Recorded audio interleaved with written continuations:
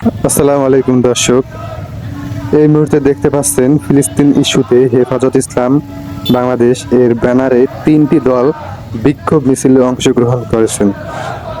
আমরা দেখতে পাচ্ছি 3টি দল যথাক্রমে মাওলানা মামুনুল হকের বাংলাদেশ খেলাফত মজলিস এবং বাংলাদেশ খেলাফত আন্দোলন ও জমিয়তে উলামায়ে ইসলাম বাংলাদেশ। অর্থাৎ দেখতে পাচ্ছি গত 2 দিন আগে বিএনপির কার্যালয়ে গিয়ে বিএনপির মির্জা ফখরুল ইসলাম আলমগীর সহ অন্যান্য নেতাদের সাথে মিটিং করেছিলেন এবং মিটিং শেষে তারাও বিএনপির সাথে একমত হয় যে যত দ্রুত সম্ভব নির্বাচন দিতে হবে এবং তা ডিসেম্বরের মধ্যেই।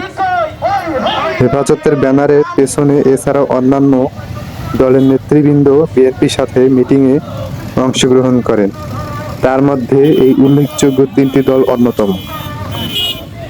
দর্শক, এই মুহূর্তে দেখতে পাচ্ছেন মিছিল শরীয়তপুর পালং উত্তর বাজার জামে মসজিদ থেকে শুরু করে শরীয়তপুর শহীদ মিনারে এসে শেষ হয়েছে এবং যেই 3টি দলের নাম বলেছিলাম এখন তারা ফিলিস্তিন ইস্যুতে ঢাকা বিক্ষোভ মিছিল শেষ করে বক্তব্য প্রদান করতেছেন। বছরের পর বছর ধরে বর্বর ইসরায়েলি জাতি, ইহুদি জাতি আমাদের পবিত্র ভূমি ফিলিস্তিনি মুসলমানদের উপরে আগ্রাসন চালিয়ে যাচ্ছে। ইদানিং আপনারা দেখতে পাচ্ছেন আমাদের মুসলমানদের লাশ তাদের বোমার আঘাতে আকাশে উঠছে। ইতিহাসের সবচেয়ে নিকৃষ্ট জাতি ইহুদি জাতি, তারা তামাশা করছে, উল্লাস করছে। আমাদের আর এই চিত্র বরদাস্ত হচ্ছে না। জুলুমের সমস্ত সীমা অতিক্রম করছে। সুতরাং আমরা আমাদের সরকারের প্রতি দাবি জানাচ্ছি, সমস্ত প্রতিকূলতা খুলে দেন। মুসলমান ঝাঁপিয়ে পড়বেন ফিলিস্তিনকে রক্ষা করার জন্য। সব দরজাগুলো খুলে দেন, আমরা সেখানে যেতে চাই, আর নীরবে বরদাস্ত করতে চাই না। আর ব্যবসায়ী ভাইদের প্রতি আহ্বান, আপনারা কোন ইসরায়েলি পণ্য দোকানে রাখবেন না। সকলে আমরা ইসরায়েলি পণ্য বয়কট করব। এখন থেকে যে সমস্ত ব্যবসায়ীরা তাদের দোকানে ইসরায়েলি পণ্য রাখবে, আমরা সেই দোকানদার ব্যবসায়ীদেরকে বয়কট করবো ইনশাআল্লাহ। এই বার্তা আমি সকলকে জানিয়ে দিতে চাই। ওই সমস্ত ব্যবসায়ীদেরকে বয়কট করতে হবে।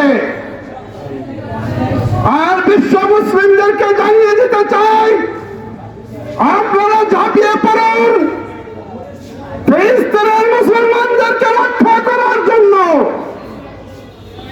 যার যার সাধ্য আছে, যার যার অবস্থান থেকে ঝাঁপিয়ে পড়ুন।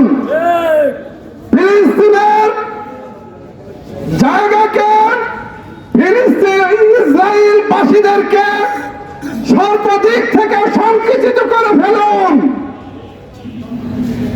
ইসরায়েলের এই নির্মম নৃশংস হত্যাকাণ্ড মুসলিম বিশ্ব দেখতে চায় না।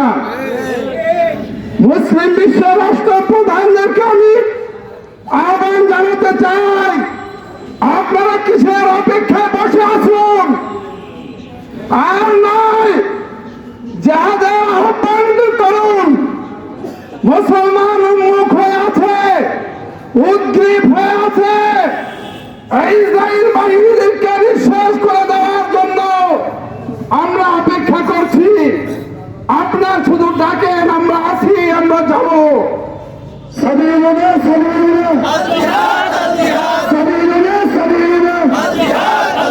মুসলমান অপেক্ষা করছে মাতা রাসূলুল্লাহ, আল্লাহ সেই সাহায্য কখন আসবে? আমি বলতে চাই, আলা ইন্না নাসরাল্লাহি করিব। আল্লাহ তাআলার সাহায্য চিরাই আসবে ইনশাআল্লাহ। আর একটু অপেক্ষা করুন, ধৈর্য ধারণ করুন। আল্লাহ তাআলার পক্ষ থেকে ইতিহাসের সবচেয়ে নিকৃষ্ট জাতি ইহুদি জাতি হালাক হবে, বরবাদ হবে, লানত হবে তাদের প্রতি। ওয়া আখিরু দাওয়ানা আলহামদুলিল্লাহি রাব্বিল আলামিন।